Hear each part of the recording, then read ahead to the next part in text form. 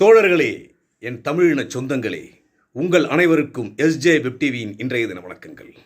இன்று நாம் உங்களிடம் பகிர்ந்து கொள்ளப் போவது டிவிகே தளபதி அவர்களை உடனடியாக முதல்வர் பதவியில் அமர வைக்க வேண்டும். கவர்னர் தாமதம் செய்வதற்கு காரணம் என்ன என்பதை விளக்கியாக வேண்டும். இந்த ஒரு சீட்டு இல்லை, 2 சீட்டு இல்லைங்கிறதெல்லாம் ஒரு காரணமே கிடையாது. இதற்கு ஒரு மிகப்பெரிய பின்புலம் வேலை செஞ்சிட்டு இருக்காங்க எதிரிகள். அது என்னன்னா, தளபதி அவர்கள் மீது மிகப்பெரிய ஒரு குற்றத்தை சுமத்த வேண்டும். அதற்கு என்னென்ன பிளான் பண்ணணுமோ அதெல்லாம் பண்ணிக்கிட்டு இருக்காங்க. இப்போ இவங்க டிலே பண்ண தொண்டர்கள் கொந்தளிச்சுக்கிட்டு இருக்கிறாங்க.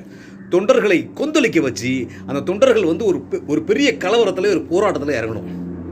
அந்த கலவரத்தில் தமிழ்நாடு ஃபுல்லாக கலவரத்தை உண்டு பண்ணி அந்த கலவரத்தில் ஒரு 1000-2000 பேரை சாகடிக்கணும்.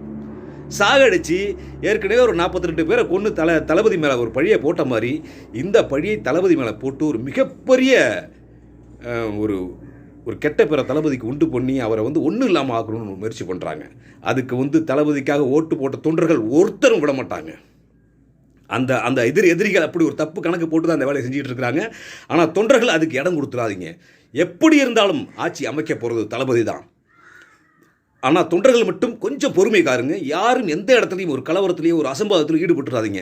நீங்கள் அசம்பாதத்தில் ஈடுபடணும், தொண்டர்கள் ஒரு புரட்சியை கலப்பணும், அந்த புரட்சி மூலயமா ஒரு கலவரத்தை உண்டு பண்ணணும்னு சொல்லி தான் இந்த எதிரிகள் இவ்வளவு பிளான் பண்ணிட்டு இத்தனை நாளாக தளபதியை அலங்கரிச்சுக்கிட்டே இருக்காங்க.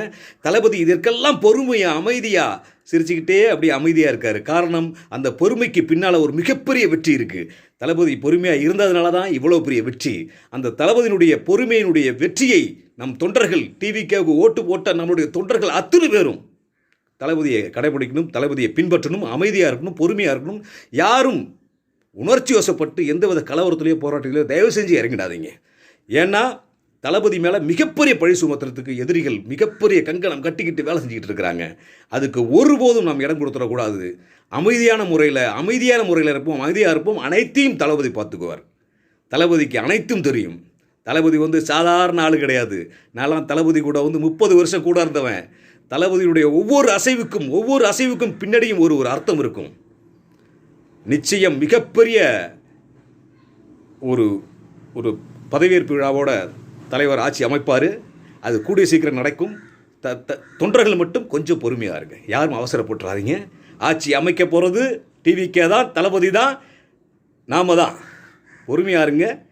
எல்லாம் நல்லதாக நடக்கும். வெற்றி நமதான் அமையும். சிறப்பான ஒரு ஆட்சியை தமிழகத்தில் கொடுத்து மீண்டும் முதல்வராக ஆட்சியாளர் போகிறவர் தளபதி தான். வாழ்க டிவிகே, வாழ்க தமிழகம். ஜெய்ஹிந்த்.